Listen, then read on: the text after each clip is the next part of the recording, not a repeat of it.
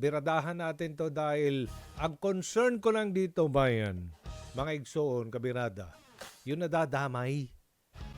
Oo. Di bali kayo magpakamatay, wag lang kayo mandamay. Oo, kasi ito nagsusuicide itong mga to eh. Dahil sa kayabangan. Mayabang na, pasikat pa. Wala. Oo. Mga liability ng lipunan ng mga ito, mga kamote. Ha? Payabangan yan dyan eh sa Marilake. Ang concern ko lang dyan, yung mga inosenteng motoristang dadaan lang po dyan. Oo, papuntang Quezon yan eh, Real Quezon. Maganda ho yung highway na yan. Eh kung mabangga ka, di sira sa sasakyan mo. Eh pag namatay yung kamote, gagastos ka pa. Worse, pag malakas ang impact niyan, kung ano pang mangyari sa'yo dyan. O halimbawa, nagmumotor ka lang dyan. Di ka naman na nag-i-exhibition. Pag ikaw'y nadali, asus, problema talaga yan. Di bali nga sila eh. Ito mga, kung ako lang, hulihin sila, no? Hulihin. Pero pag wala kasi ang HPG dyan, mga kabirada, babalik at babalik ang mga kamoteng ito. Di bali kayo magpakamatay, wag lang talaga kayo mandamay.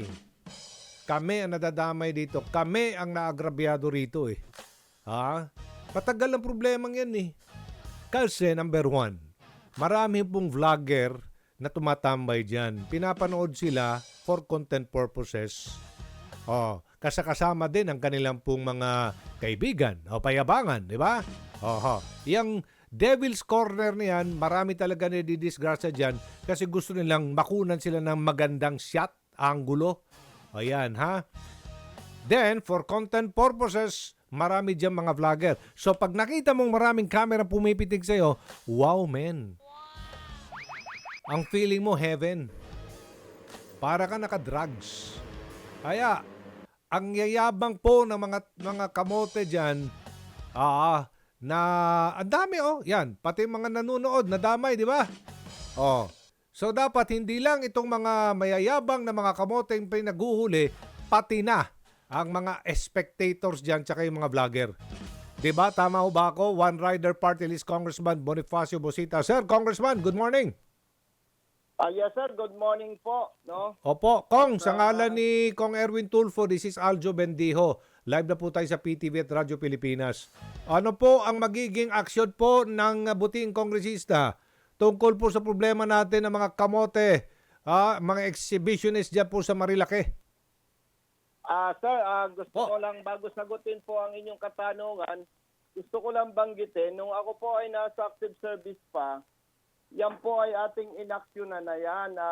Nagkaroon po ng joint operation ang LTO, HPG, and local enforcers ng lokal na pamahalaan. Yes, sir.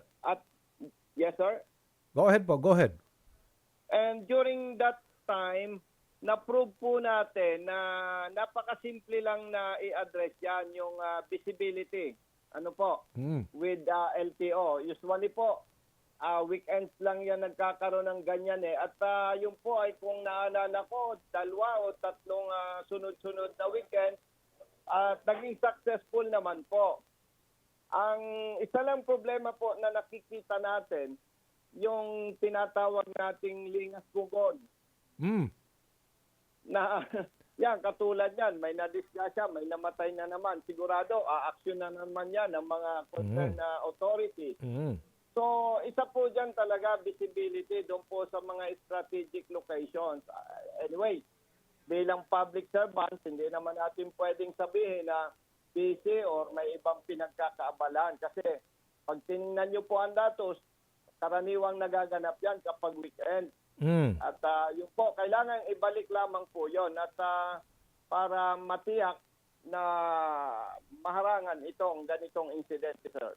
Opo. How about po maglagay tayo ng mga, siguro mga katawag nito, harang or road structures? Opo, para sa ganun. Lalo na sa mga blind spots area na dyan, na ginagawa ng racetrack para magmenor. Magmenor. Yes, sir. Tama po kayo dyan.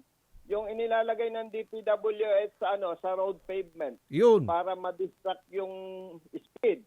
Opo. Especially, yes sir, tama po kayo. At least, bago pumasok po sa kurbada. Kasi doon lang naman po talaga ang aksidente. Oh, sa mga kurbada ho, sa mga blind spots, yun oh, yung mga yung Devil's Corner niyan, doon po sila banking ho sir eh. Nagbabanking, opo.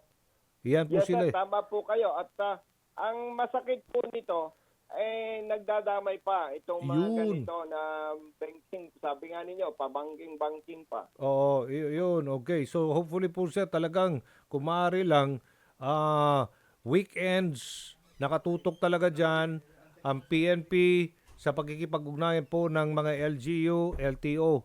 Opo. At mas patawan pa ng mabigat sana kaparusahan na mahuhuli diyan. At ano po, babalikan po natin yung LTO, PNP at saka lokal na pamahalaan na dapat talaga maging regular ano na po nila ito, activity, especially during the weekend, sir. Opo. Kaya po hindi na ako nagagawi diyan dati kasi may masasarap kasi mga restaurant ho dyan sa Tanay. Yung lugar na yan. Simulat napakarami na hong mga disgrasya na itatala dyan dahil po dito sa mga nagkakakarera, iniiwasan ko na pong pumunta riyan. Baka madisgrasya po tayo. Oo. Okay. Tama po kayo, sir. Kung mababalikan po natin yung isang insidente, Oo. mag-asawang riders, Yun. may 3 anak na maliliit, nag-overshoot, sumabit sa pick-up, kaya po namatay. Kaya kung mamalasin pa, yung walang kasalanan, madadamay, nakukulong pa. Okay. Thank you po. One Rider Party List Congressman Bonifacio Bosita. Sir, thank you. Good morning. Sir, maraming salamat Opo. po sa inyo. Good morning.